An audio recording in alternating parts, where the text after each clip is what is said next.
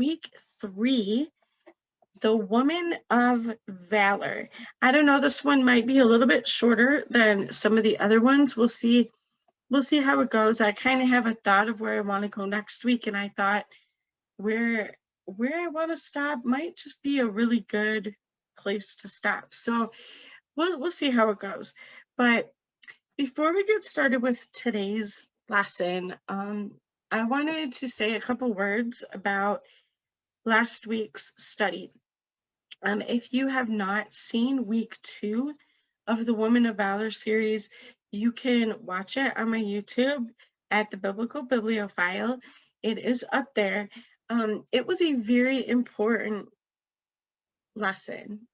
It was a very difficult lesson for people to hear, and it's difficult for me to even talk about some of these quotes from the early church fathers and how horrible they were.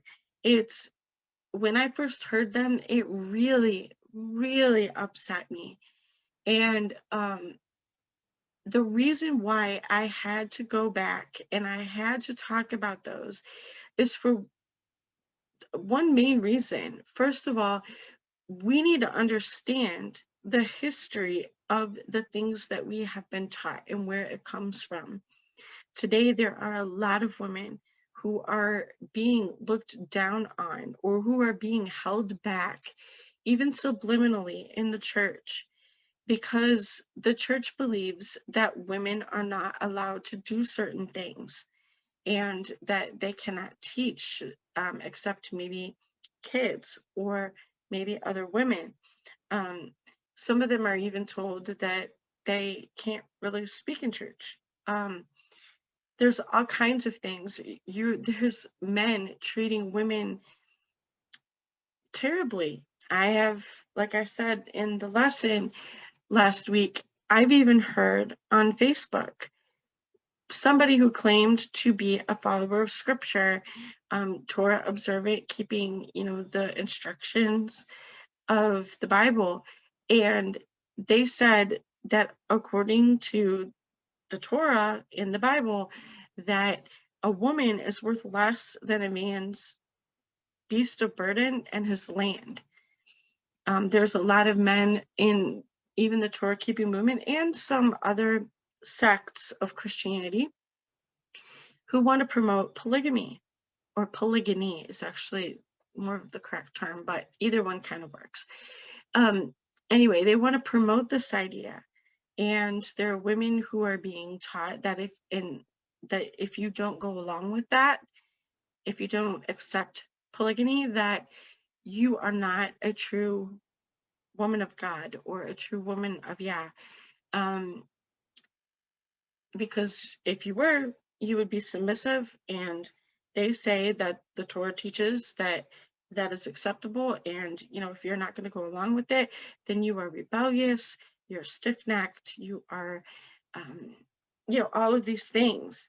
And so women are being coaxed into those type of relationships. I myself have actually been pretty much 3 times, in one form or another, I have been approached with the idea of becoming a second wife or being in a plural marriage, from people in the Messianic and Hebrew roots movement. And so I say that to say all these things are going on. They are going on. They are happening to women today. Women are not allowed to preach in a lot of denominations. There are women who have abusive marriages, and they're being told they cannot leave those abusive marriages because the scripture, they say that the scripture says that they are not allowed to do so, or that they can't even discuss certain things with their husband because period, whatever he says goes, period, and you can never say anything. These women are being taught these things, and all of that goes back to church history and to those early church fathers and the things that they said and believed and taught. about women. And that's why what I said last week has so much importance, because it exposes these doctrines and these beliefs and these pieces of theology that got passed down to us and that are affecting us today. And it's exactly how we got where we are today. And we need to expose that, and we need to show how the scripture totally contradicts the things that these people said. So that's why my lesson last week was so important. So please go back and listen to it if you haven't already. And please understand that that is where I am coming from with this. I did not say those quotes to upset people, like to just make people feel bad. That was not it. So just please understand that. And I hope you enjoy it. And I hope you enjoy this week's study too. So today we're going to be looking at the woman of valor. So let's get started with, who is the woman of valor? Well, the woman of valor is talked about in Proverbs 31, verses 10 through 31. And what is interesting is that this particular section of Proverbs is an acrostic poem.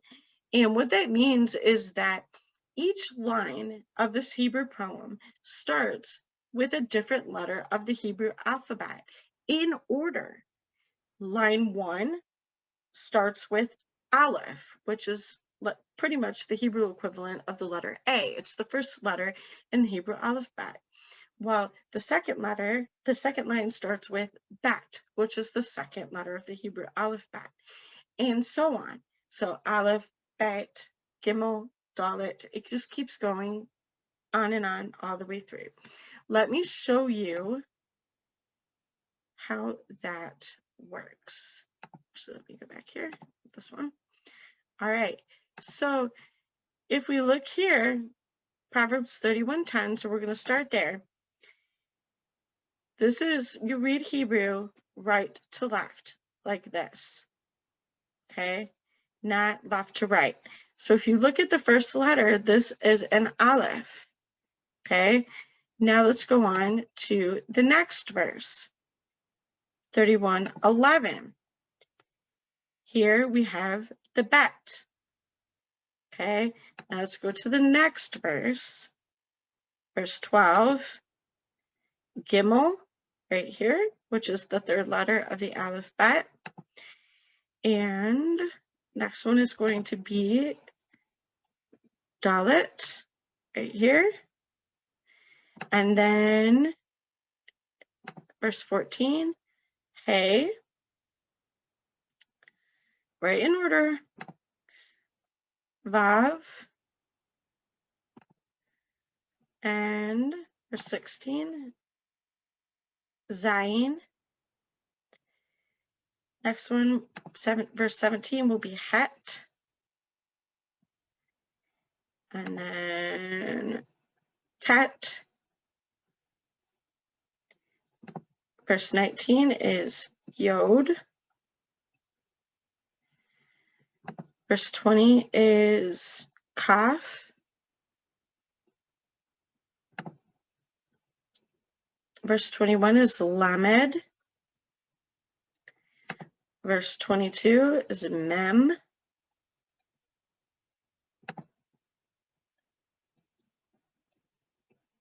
Noon for verse 23. Samech for verse 24. Verse 25. Ayin.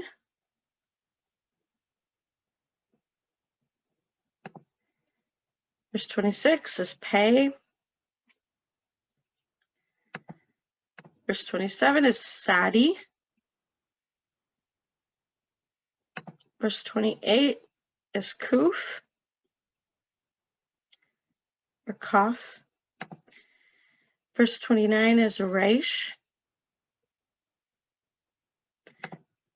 Verse 30 is Sin.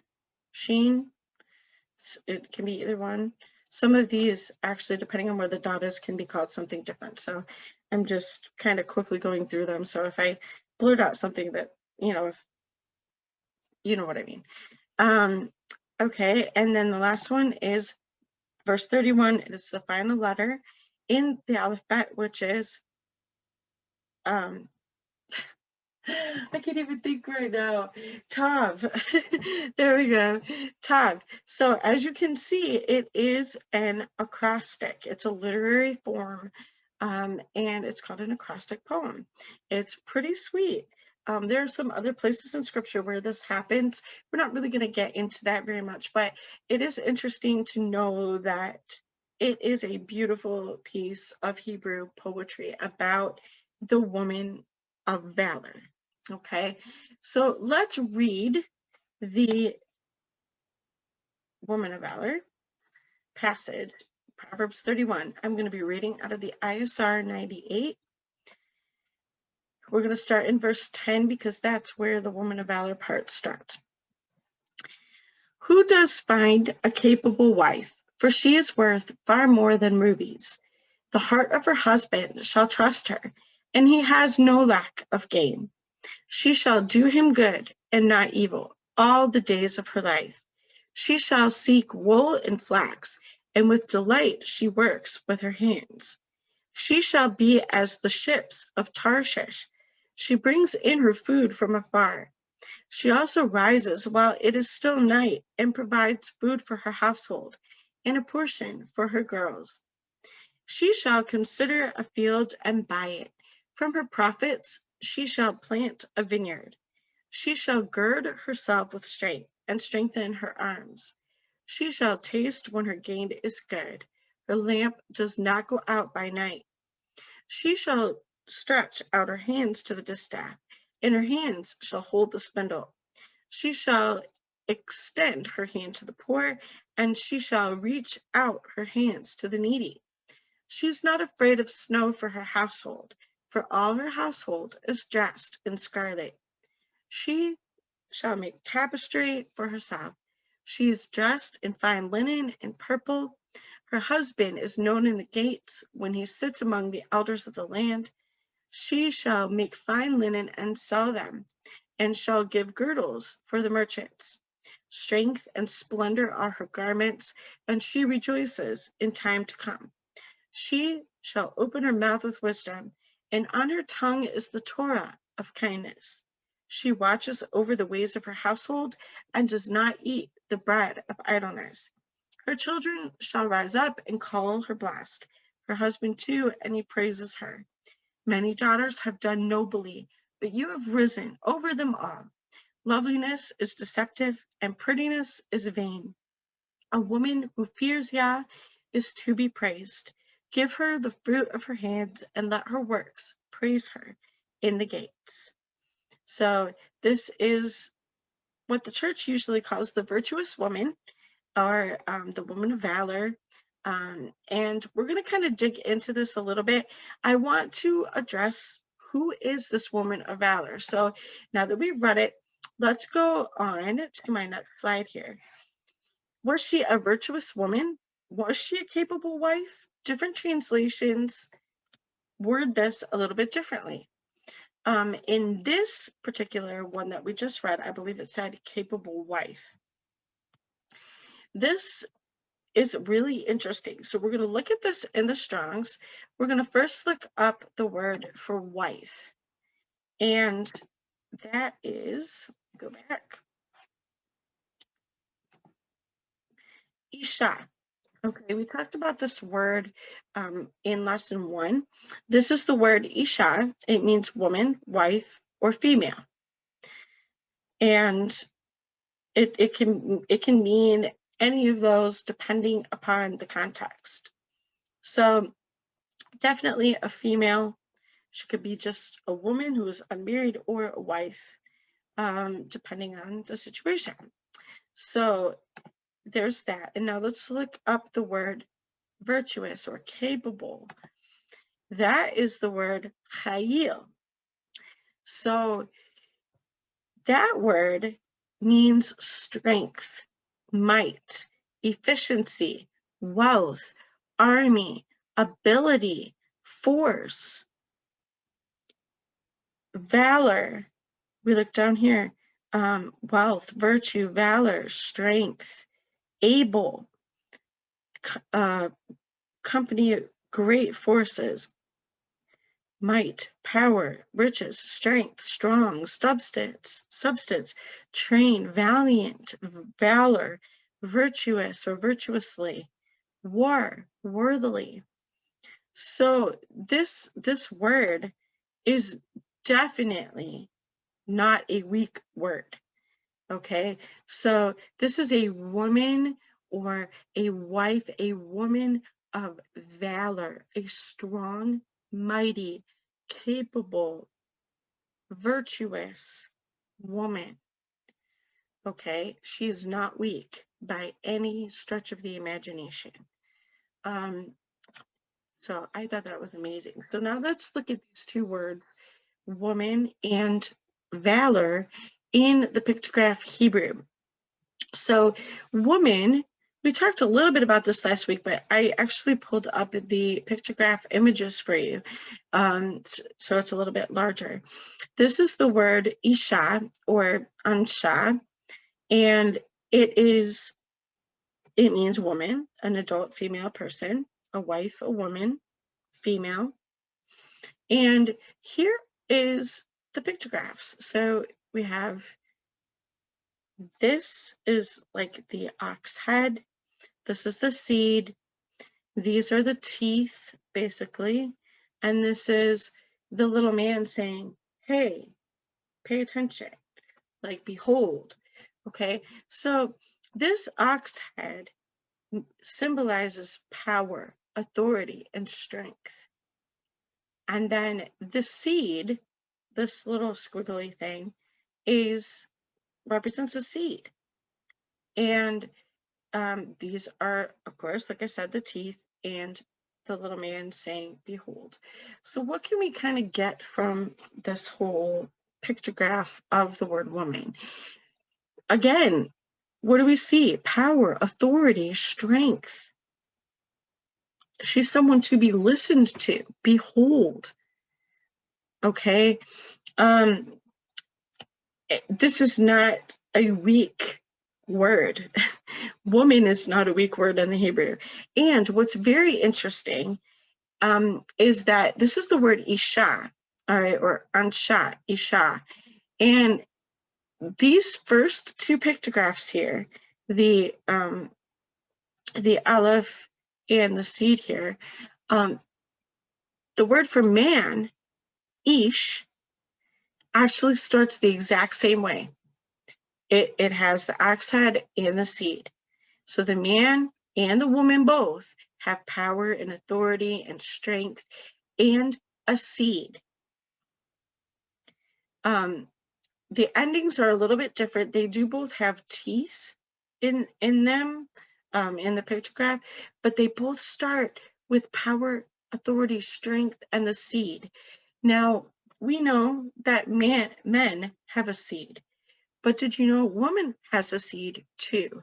In Genesis, if you remember back when Yah was talking to the woman, the man, and the serpent after they ate the forbidden fruit, Yah says to the woman, he says, I will put enmity between you and the serpent, and between his seed and your seed, or your seed and her seed, when he was talking to the serpent. But anyway, she has a seed. If you look up that whole section where Yah is talking to them about all that, you will see that she has a seed, the seed of the woman. So, all right, I just wanted to point that out. I thought that was great. Both of us have power, and both of us have a seed. Kind of goes right along with what we talked about in week 1, how Yah saw us both as mankind and both equal. So anyway, I thought that was great. So valor, let's look at that word, valor. Hayil. right? This is what the pictograph looks like.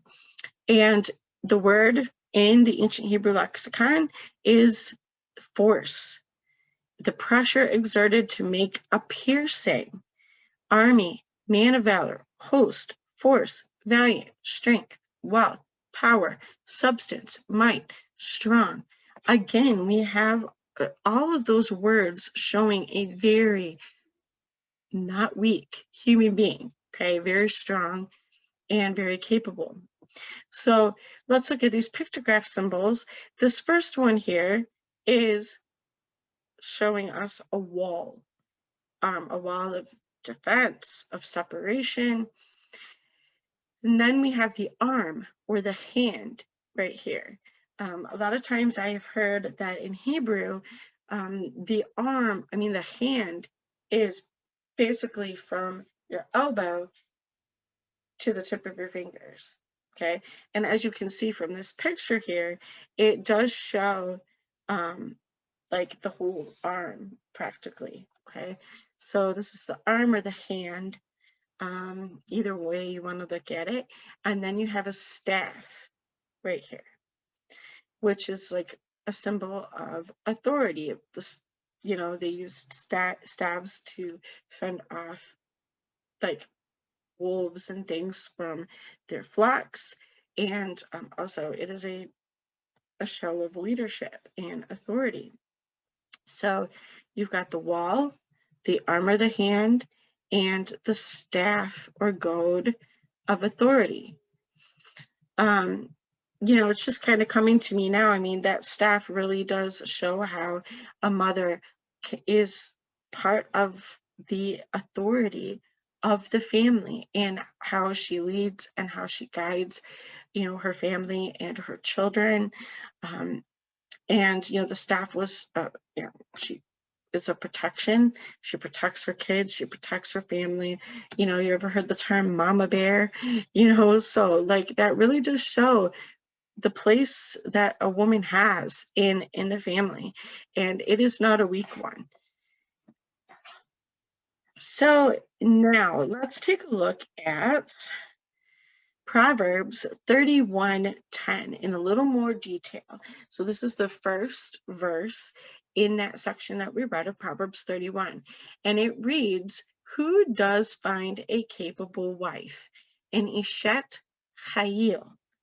Okay, Isha is basically the word that is kind of like the root of Ishat. It's got a different ending on the end, but it's the same word. Ishet Hayil, or woman of valor. Who can find an Ishet Hayil, a woman of valor? For she is worth far more than rubies. Let's take a look at that word worth. Okay, this word worth is makar, and it means merchandise, value, or price. So her worth, her value, her price, her merchandise, what she has to offer and to give is far more than rubies. Let's look at far more. Rachoch, something like that. That word means remote, far, distant, distant lands, distant ones, from a distance, remote, of old, space, great while to come. Now, when I first read this, I was like, okay, that doesn't exactly say what I thought it was going to say. So I thought about it for a little bit, and I was like, okay, so her value, her price, what she has to offer, her merchandise is distant, remote. It's hard to get to. It's not easily obtainable, or it shouldn't be easily obtainable. And so if you look at that and then look at the next word, which is rubies, panin, it's a precious stone, perhaps corals, rubies, jewels, pearl, ruby. So her value, what she has to offer, is like a distant, hard to get to pearl or jewel of great price. It's not to be easily obtained. Okay, it's very precious. It's very, very set apart. Okay, so let's just say, men, if you find an Ishat Chayil, a woman of valor, she is worth much. And you need to be willing to work hard for her. And of course, as we're going to read in Proverbs, she gives back to her husband just as much. So there you have it. So this is basically what I wanted to cover today. I wanted to just talk about that woman of valor and get us a good understanding of who she is and her worth and what the Hebrew said about her. And next week, I want to get into the rest of Proverbs 31, 10 through 31, and kind of talk more specifically about all of the things that Proverbs 31 says that the Ishat Chayil does. So I hope you'll join me next week for part 4, while we, get into the rest of the Woman of Valor.